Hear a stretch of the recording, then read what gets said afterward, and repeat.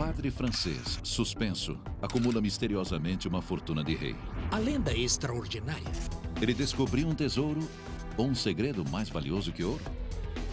Quando uma história é muito perigosa para ser contada, é comum ela ser transmitida como um mito ou história, em vez de fato. Por trás do mito, uma ordem misteriosa com os homens mais famosos do mundo. Uma sociedade secreta à frente de um segredo que durou mais de 2000 anos. Seu segredo? O próprio Santo Graal e a história controversa do relacionamento de Jesus e Maria Madalena. Havia a descendência de sangue de Jesus. Então, ele devia ser casado e ter uma esposa. Conspirações. A história secreta de Jesus.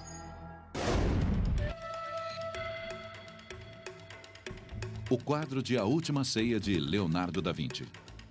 Um mural inestimável que reconta um dos momentos mais famosos da história. Cristo e os apóstolos dividindo uma refeição, uma noite antes da crucificação. Mas no livro de sucesso de Dan Brown, O Código da Vinci, essa obra-prima da Renascença também contém um segredo. Olhe com atenção para essa figura sem barba à direita de Jesus. Há muito se pensava tratar do discípulo João. Nessa história alternativa, ele não é um mero discípulo, mas a representação, segundo Leonardo, da esposa secreta de Jesus. A pista encontrada na forma de um M, criado por duas figuras no centro, M de matrimônio.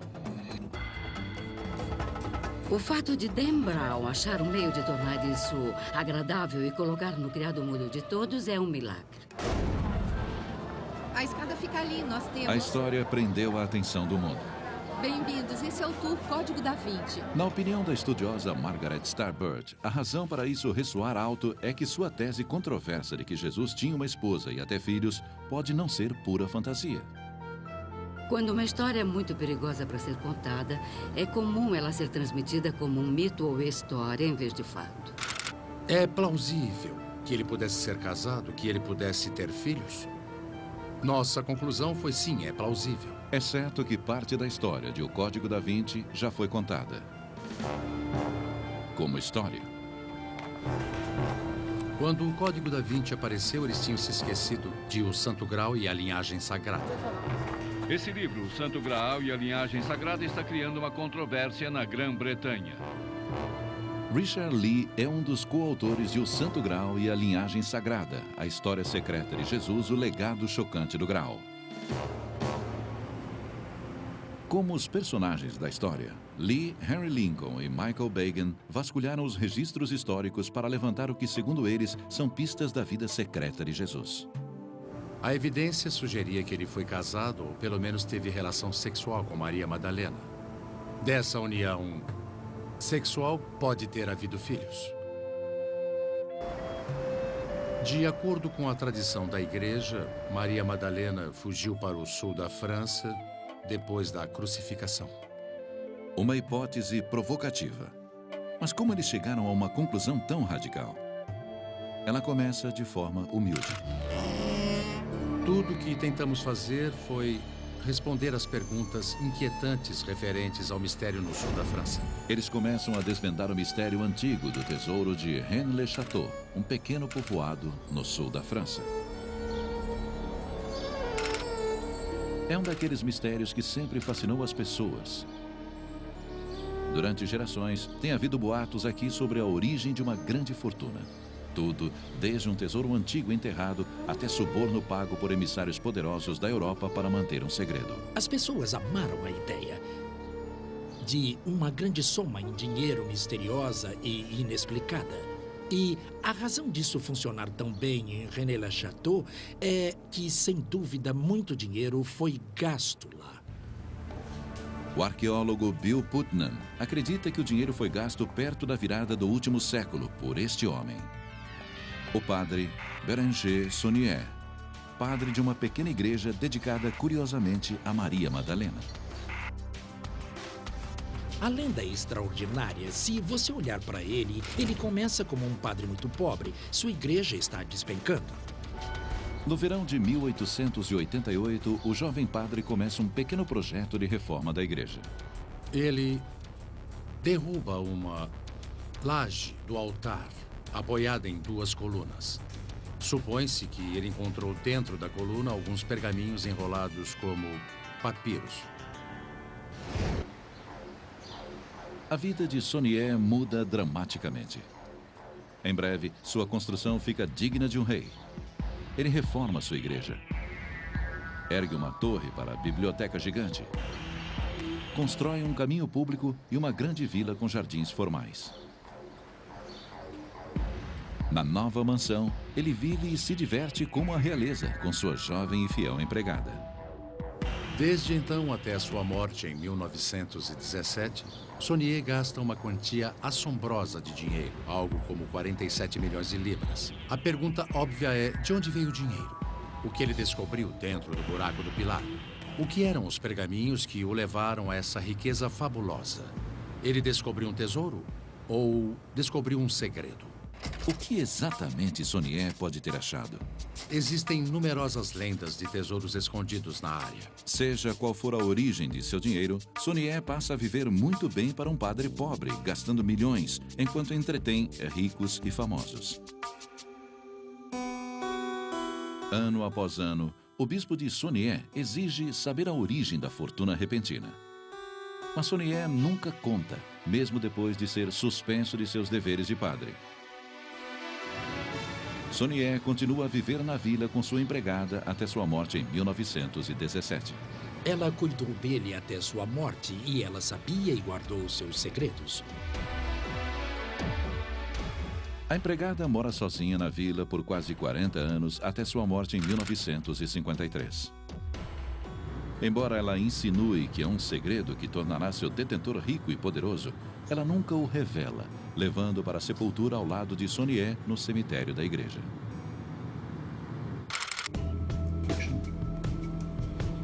Avance 30 anos e você encontra Richard Lee e seus colegas na trilha do tesouro de Rennes-le-Château.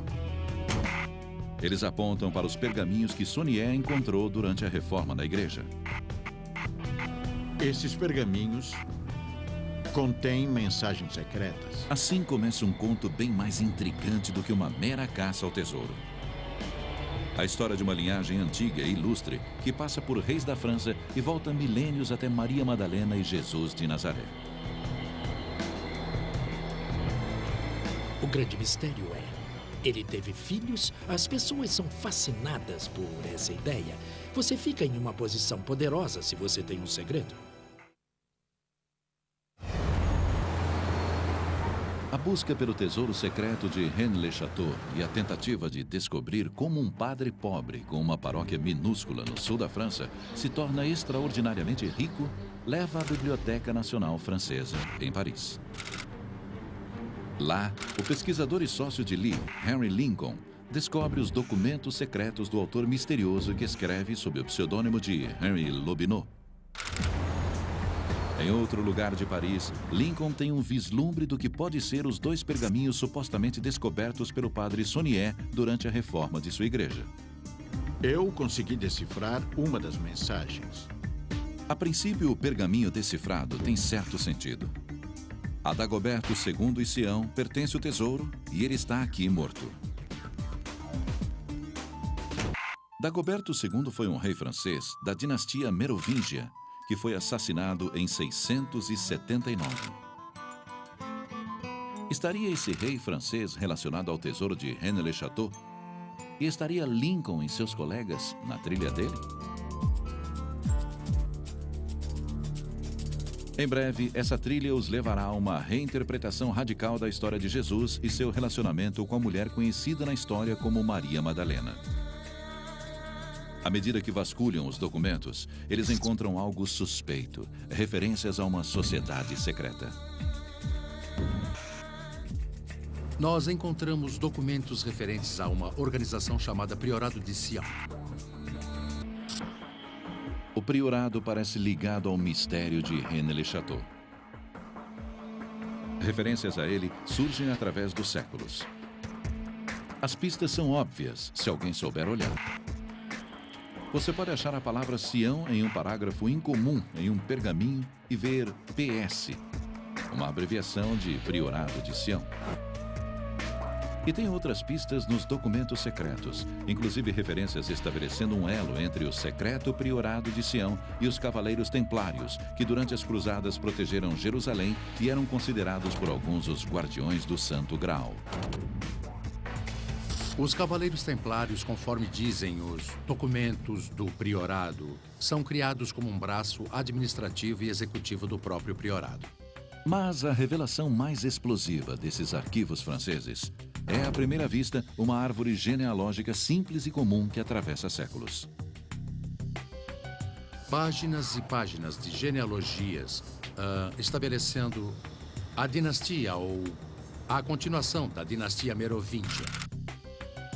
Nessa genealogia, a linhagem antiga de reis franceses que incluíam o assassinado Dagoberto II. Lincoln e seus colegas descobrem outro documento secreto fascinante. Um manuscrito listando os grandes mestres da sombria Ordem de Sião. Lincoln revela primeiro os membros da elite do priorado neste documentário. Victor Hugo, Jean Cocteau, Leonardo da Vinci, Isaac Newton. Some of these names are so illustrious that the list seemed just the sort of grandiose pedigree that would be created for itself by a lunatic fringe body of eccentrics playing at secret societies. But it's all too easy to make assumptions and not to keep an open mind. Essa lista de líderes da ordem clandestina, com alguns dos homens mais famosos da história, vai do século XII ao século XX. A razão de sua existência? Proteção, preservação e restauração da linhagem merovíngia revelada nas genealogias secretas. É uma missão enigmática. O que pode ter de tão especial no sangue da linhagem merovíngia?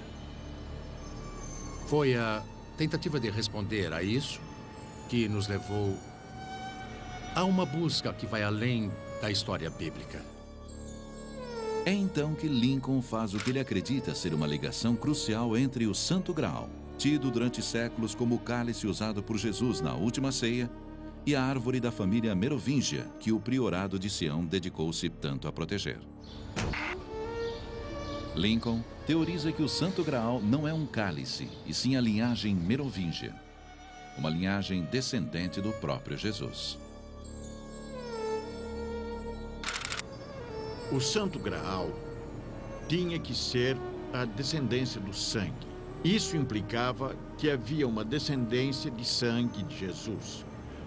Portanto, ele devia ser casado e ter uma esposa. Só há uma candidata para esse papel, e é Maria Madalena. Maria Madalena, uma das figuras mais misteriosas e sedutoras do Novo Testamento. Acredita-se que ela tenha nascido nessa pequena vila de pescadores em Magdala, na margem oeste do Mar da Galileia. Na tradição da igreja, ela é sempre descrita de cabelos ruivos longos e foi considerada durante séculos uma mulher desgraçada, uma prostituta. Até que Jesus expulsa seus demônios e ela se torna uma de suas seguidoras. Provavelmente Jesus Cristo foi casado. A estudiosa Margaret Starbird estudou profundamente Maria Madalena e acha possível que ela tenha sido casada com Jesus. É a maior história nunca contada. Isso ecoa em nosso âmago e eu acho que o fato de haver algo que não nos foi contado, que tem sérias implicações para o mundo todo, é uma história incrível. Mais incrível ainda é a ideia de que Jesus era pai de uma criança com Maria Madalena. Starbird diz que existe evidência de que Maria e Jesus eram íntimos.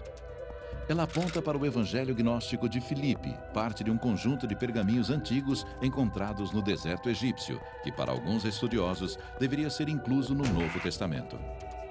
No Evangelho de Filipe, Maria Madalena é descrita como a apóstola mais proeminente e particularmente próxima de Jesus. O Evangelho de Filipe diz que Jesus beijava Maria com frequência e que os outros discípulos tinham ciúmes.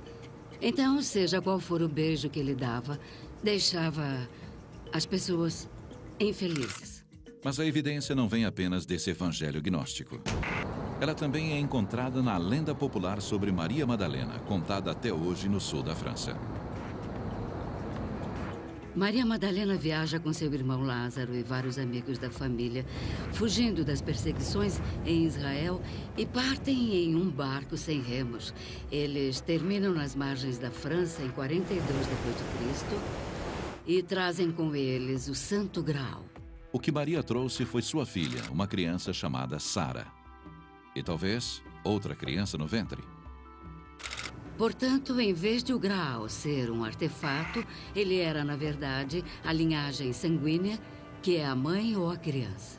Todos os anos, essa cidade costeira da França comemora a chegada de Maria Madalena com a filha Sara.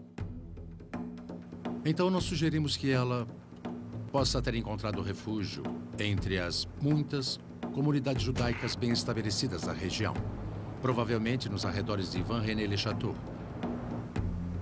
Talvez tenha perpetuado sua linhagem por quase 400 anos. E muitos fiéis acreditam que Maria Madalena está enterrada nesta tumba em outra cidade francesa próxima. É o grande segredo da Idade Média. O grande segredo é que Jesus era completamente humano e que ele foi marido e pai. Para os caçadores modernos do Santo Graal, o tesouro do padre Saunier pode muito bem ser sua descoberta dessa genealogia. Por volta do final do século V, há evidência de que a família judaica, supostamente de Madalena, se casou com a realeza dos francos para produzir a dinastia merovingia. Como consequência, os merovingios são os novos descendentes de Jesus. E quais são os descendentes de Jesus? Eles estão entre nós hoje? O incrível é que Lee e seus colegas descobrem uma pista que leva ao priorado de Sião no século XX. Uma pista que os levará até um francês enigmático que pode oferecer não apenas a chave do tesouro de Rennes-le-Château, como o legado vivo de Jesus.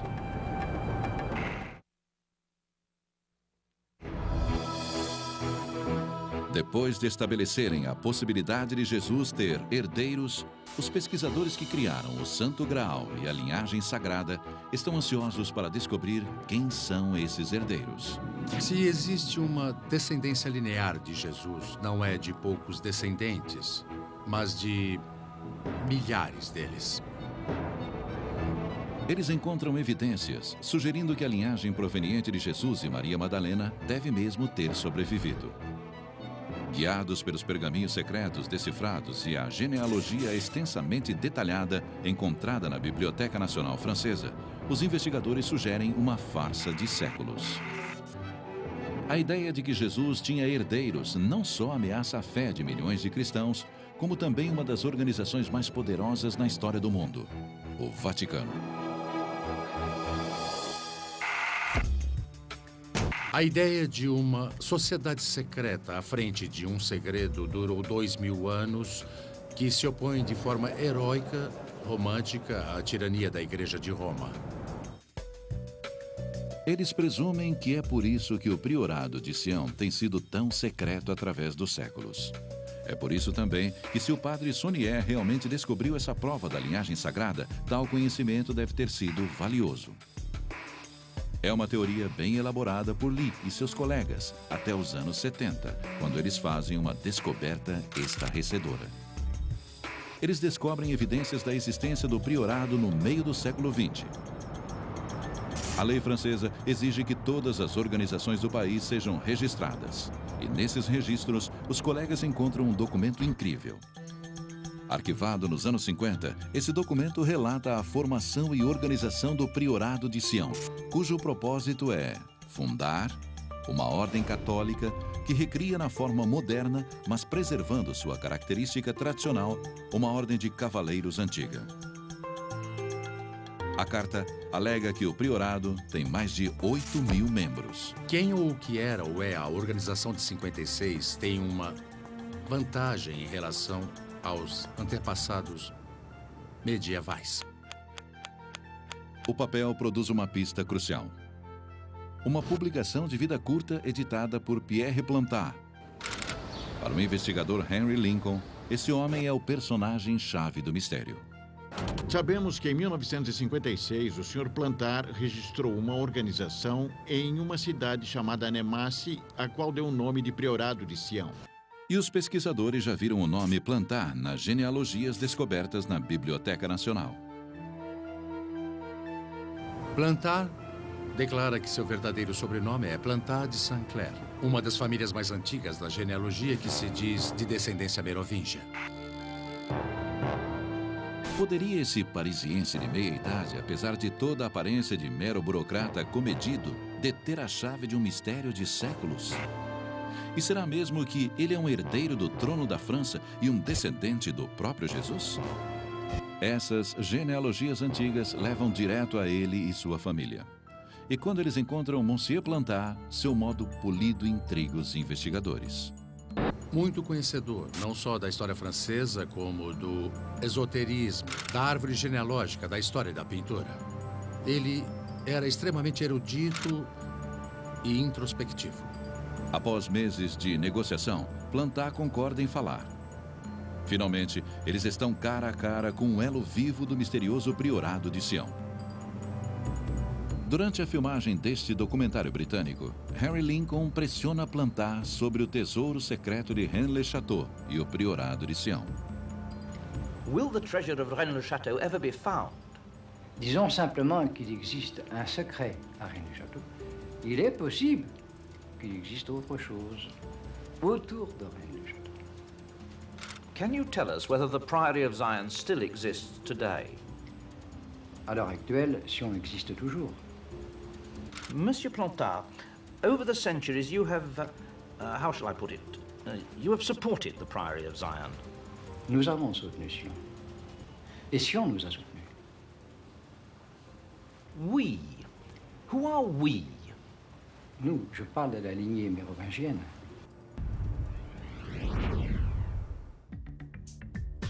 O ilusório e de poucas palavras, Pierre Plantar não dirá mais nada sobre o tesouro de Rennes-le-Château, seu possível ancestral real e o grande mistério de Jesus, Maria Madalena e os merovingias. É importante lembrar que o próprio Plantar nunca mencionou Jesus. Ele nunca alegou ser descendente de Jesus, nós é que dissemos. Tudo que Plantar afirmou foi sua descendência dos merovingios. Então, de onde veio o tesouro do padre Saunier para construir aquela igreja em Rennes-le-Château?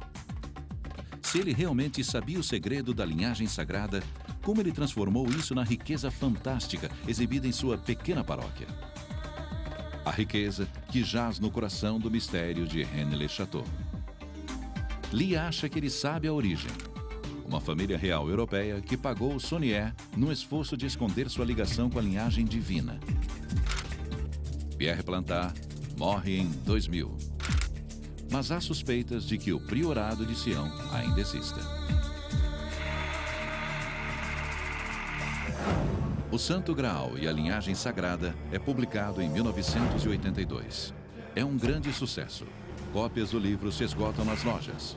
É provocativo, emocionante, mas equivocado em sua premissa básica, segundo estudiosos da Bíblia.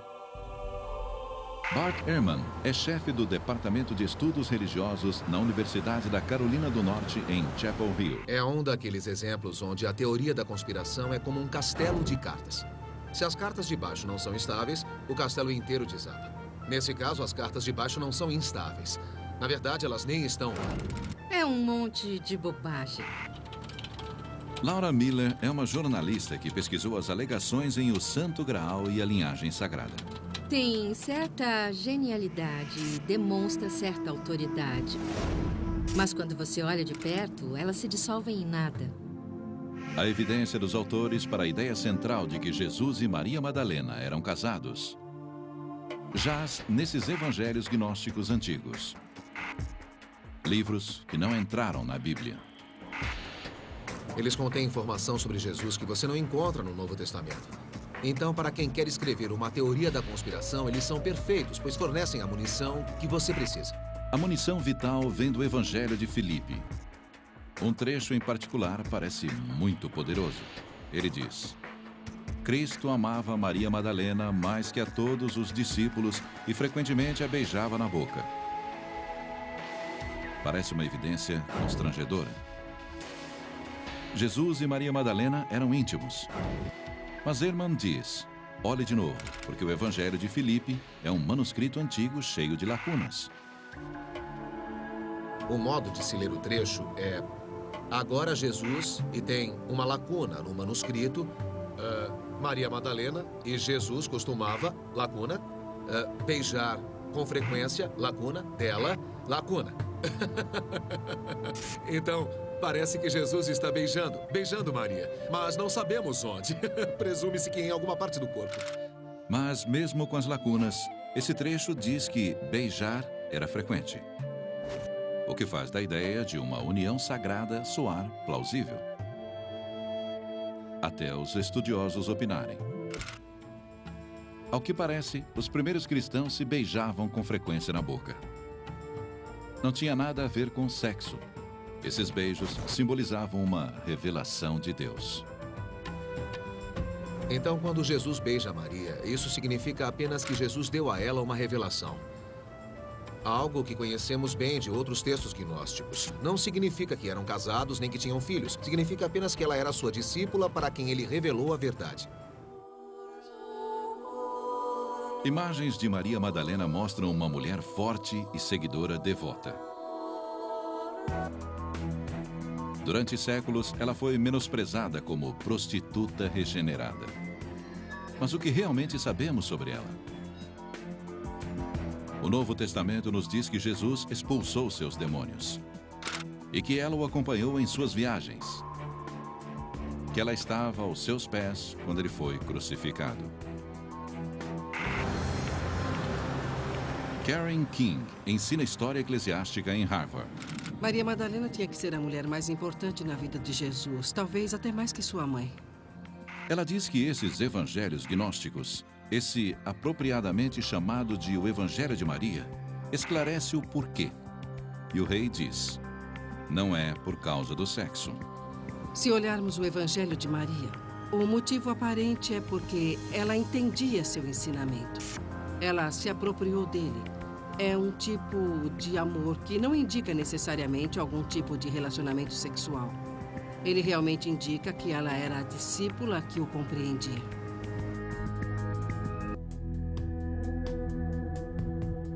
No Novo Testamento, Maria Madalena tem um papel-chave após a crucificação.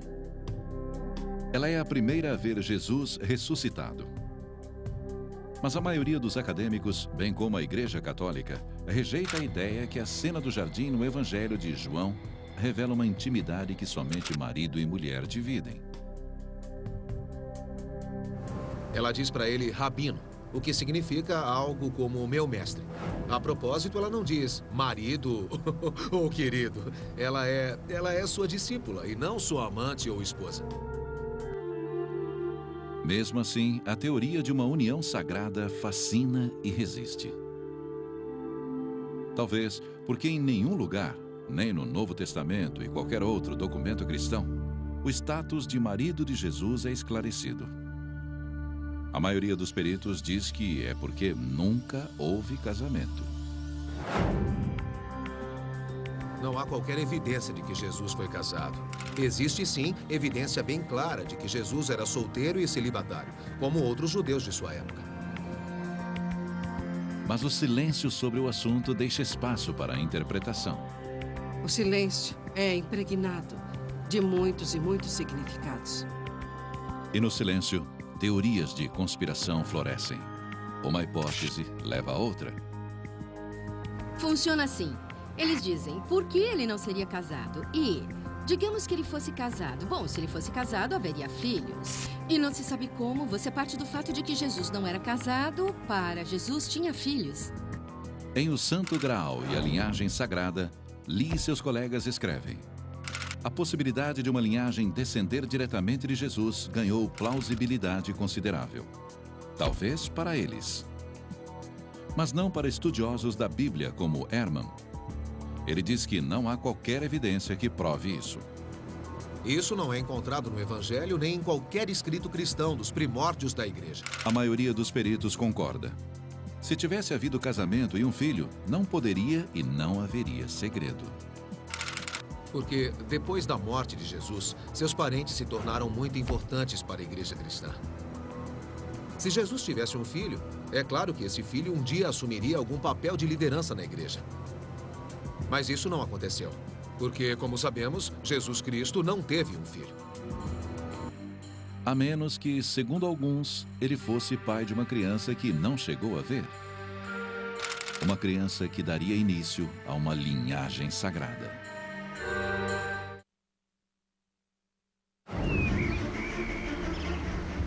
René Le Chateau é o ponto central para aqueles que acreditam em uma linhagem sagrada descendente de Jesus. Logo, é aqui que os críticos concentraram seus esforços.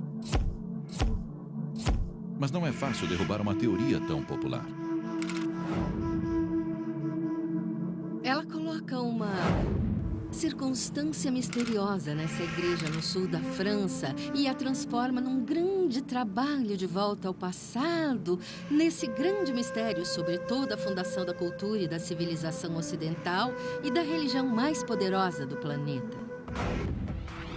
O arqueólogo Bill Putnam passou anos atrás de qualquer pista que apoie o que ele chama de maior embuste que ele já viu. E tudo começa com esse padre. O padre Berenger Saunier, que não tinha um tostão e que de repente, sem explicação, junta uma fortuna. Os conspiracionistas acreditam que Saunier fez uma descoberta estarrecedora quando reforma a igreja. A história é que ele achou 4 documentos em um buraco no altar. Teriam esses documentos levados o padre a um tesouro enterrado ou aos próprios documentos? Putnam diz que isso não aconteceu, porque não há documentos secretos. Não há tesouro enterrado. Ele pode ter encontrado algum depósito na fundação ou uma cápsula do templo. Ele pegou, mostrou ao prefeito e as pessoas sabiam que ele tinha feito isso. Então a história ganha força, porque os moradores sabiam que o padre tinha mostrado algo ao prefeito. Uma lista fornece munição para Pierre Plantard. Entra Pierre Plantard, um homem modesto com grandes sonhos. Putnam o chama de inventor de histórias. Seu principal objetivo era provar essa história e ele, então, procura constantemente meios para poder prová-la. A fantasia de Plantard é que ele não é um mero servidor público, e sim herdeiro da antiga dinastia merovingia. Ele se apodera da história do padre, dos documentos e da fortuna misteriosa e cria uma história na qual Saunier encontra a genealogia que aponta o próprio Plantard.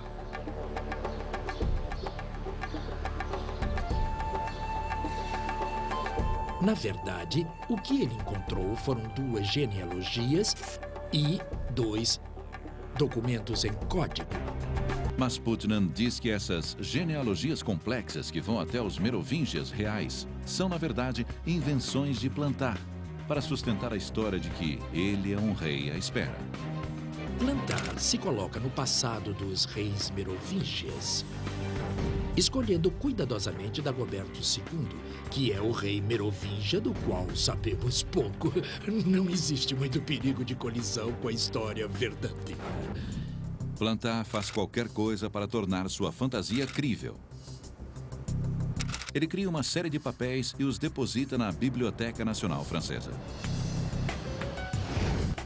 São documentos chamados dossiês secretos, supostamente de um homem chamado Henri Lobineau, que na verdade é Plantard.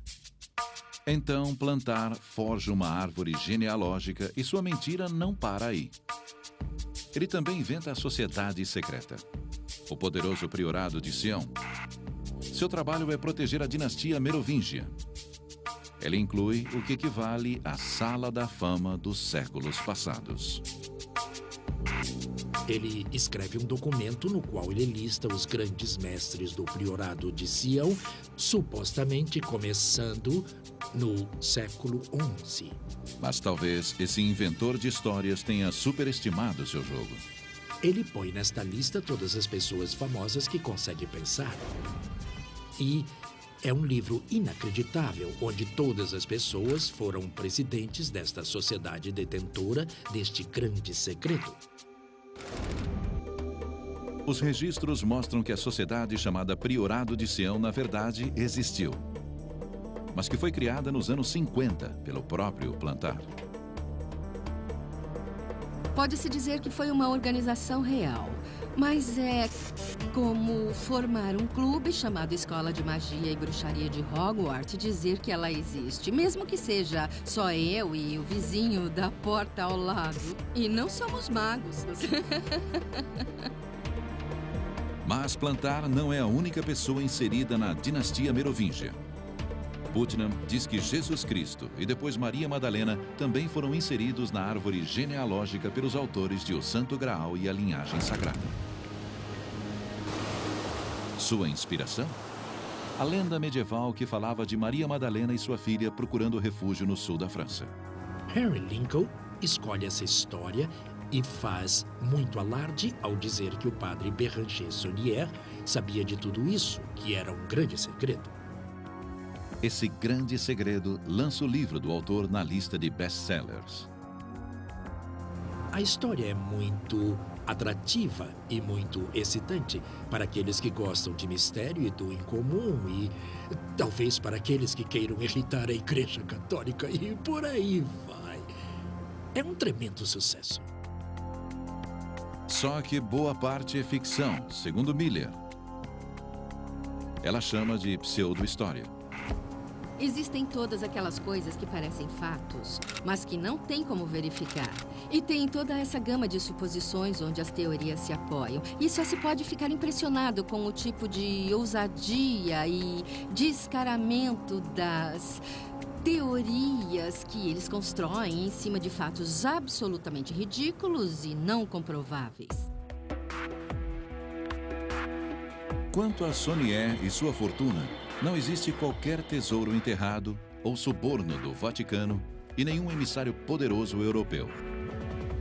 Porque não há segredo valioso. A evidência mostra que o padre aceitava dinheiro para serviços religiosos que nunca prestava. Um escândalo que o tirou do púlpito magnífico que ele reconstruiu. Mas apesar da evidência, os que acreditam resistem e suas teorias perduram.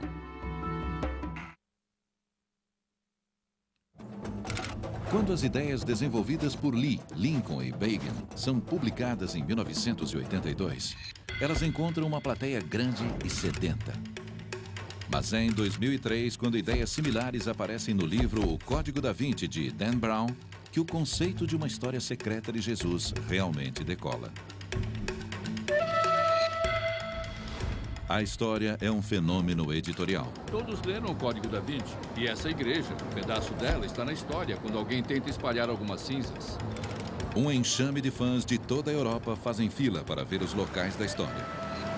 De Paris a Milão, lar de A Última Ceia, de Leonardo da Vinci, a obra-prima da arte que faz alusão ao M de matrimônio. O Discípulo Sem Barba. Essas pistas que expõem o segredo no trabalho de ficção de Dan Brown. Muitos estudiosos e jornalistas classificam como bobagens. Se for verdade que Leonardo da Vinci era de uma organização tão secreta e que tinha segredos tão importantes para guardar, então por que ele plantaria pistas deles em seus quadros?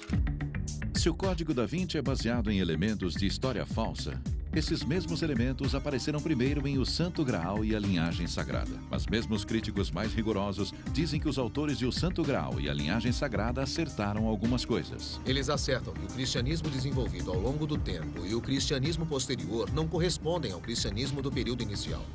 E está absolutamente correto. Ehrman diz que eles estão na pista certa quando dizem que Jesus tem sim relacionamentos com mulheres, algo notável para um rabino judeu do século I. Ehrman contesta os autores a partir daí. Eles erram ao transferir isso para um relacionamento com Maria Madalena, onde eles casaram e tiveram filhos. Ehrman diz que essa ideia se deve mais à sensibilidade do século XX do que à verdade histórica. Na verdade, nos primórdios da igreja, isso não seria assim tão explosivo, porque Jesus e a igreja não eram vistos como Deus, que não podia ter um relacionamento conjugal com uma mulher. como os autores de O Santo Graal e a linhagem sagrada se enganaram tanto? Será que eles enganaram a si mesmos? O arqueólogo Bill Putnam acredita que a resposta possa ser sim, se o livro for algum guia. Considerando até onde o livro vai, considerando as palavras, eles estão totalmente convencidos disso. Apesar de Putnam achar que os autores se enganaram, na opinião de Ehrman, eles sabiam exatamente o que estavam fazendo.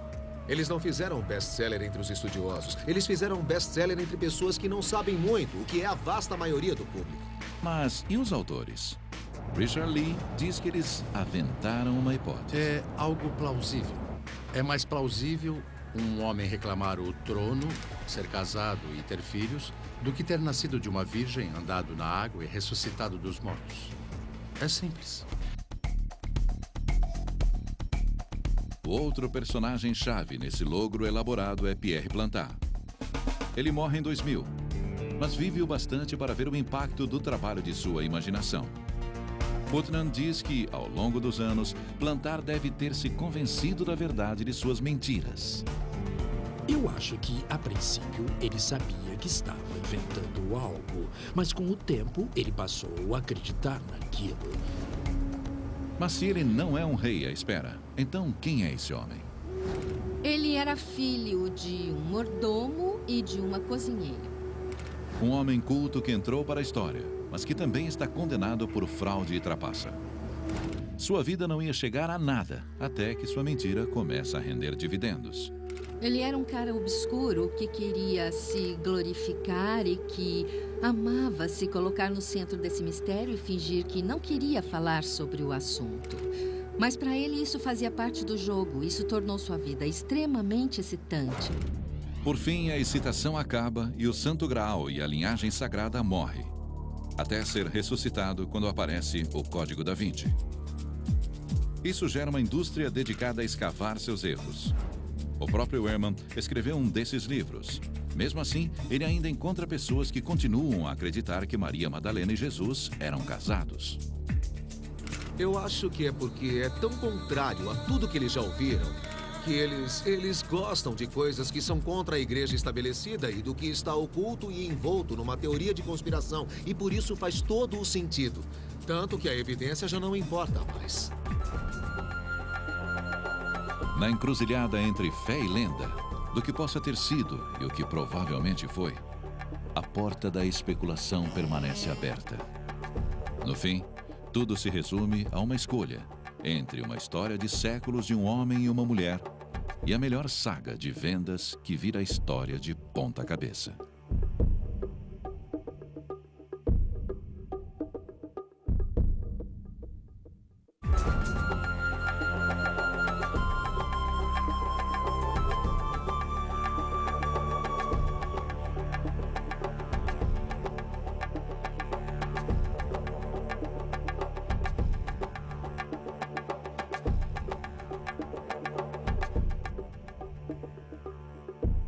Versão brasileira DPN Santos.